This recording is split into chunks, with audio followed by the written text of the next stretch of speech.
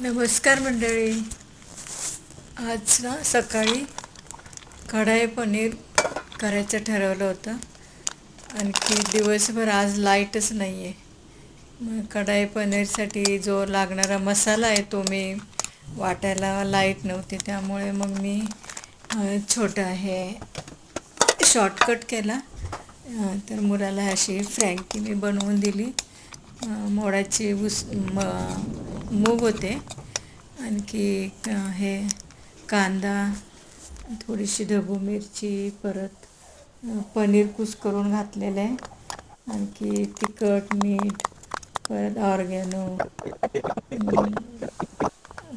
कोबी, हे सर्व काही मी कापून बारीक केलेलं आहे. आणखी त्यामध्ये मेयोनीज घालून केचप घातलेलं आहे आणि मिक्स करून मी